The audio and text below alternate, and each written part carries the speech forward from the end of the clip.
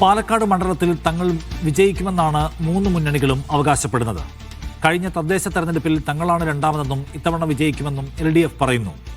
നിയമസഭാ തെരഞ്ഞെടുപ്പും തദ്ദേശ തെരഞ്ഞെടുപ്പും തമ്മിൽ ഒരു ബന്ധവുമില്ലെന്ന് പാലക്കാട് മണ്ഡലത്തിന്റെ ചരിത്രം കാട്ടിത്തരുന്നുണ്ട്. 2025 തെരഞ്ഞെടുപ്പാണ് ഞങ്ങൾ നോക്കുന്നത്.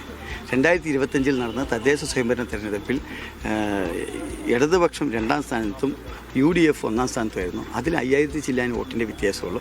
അത് മറികടന്നു എന്നുള്ളതാണ് ഇന്ന് നിങ്ങൾ പറയുന്ന ഡീലിൻ്റെ പുറകിലുള്ള ആ വിഹുലത, ആ പേടി. അതാണ് 6 വർഷം മുൻപ് നടന്ന തദ്ദേശ തെരഞ്ഞെടുപ്പിലും LDF ആയിരുന്നു 2ാം സ്ഥാനത്ത്. 3ാം സ്ഥാനത്തുള്ള BJPയേക്കാൾ 6369 വോട്ട് 2020 തദ്ദേശ തെരഞ്ഞെടുപ്പിൽ LDFന് ലഭിച്ചു. എന്നാൽ ഒരു വർഷത്തിന് ശേഷം 2021 നടന്ന വാശിയേറിയ നിയമസഭാ തെരഞ്ഞെടുപ്പിൽ LDFനേക്കാൾ 13787 വോട്ട് BJPയുടെ E ശ്രീധരന് ലഭിച്ചു. 2004 ലോക്സഭാ തെരഞ്ഞെടുപ്പിലും പോളിറ്റ് ബ്യൂറോ അംഗം A വിജയരാഘവൻ 34,640 വോട്ടുകളുമായി 3ാം സ്ഥാനത്തായി. നിയമസഭാ ഉപതെരഞ്ഞെടുപ്പിൽ വൻ ഭൂരിപക്ഷത്തിൽ UDFന്റെ രാഹുൽ മാങ്കൂട്ടത്തിൽ വിജയിച്ചപ്പോഴും LDF 3ാം സ്ഥാനത്താണ്. എന്നാൽ മാസങ്ങൾക്ക് മുൻപ് മാത്രം നടന്ന തദ്ദേശ തെരഞ്ഞെടുപ്പിൽ LDF 2ാം സ്ഥാനത്തെത്തി. മണ്ഡല പുനഃസംഘടനയ്ക്ക് ശേഷം 2011 നടന്ന തെരഞ്ഞെടുപ്പിലാണ് LDF 2ാം സ്ഥാനത്തെത്തിയത്.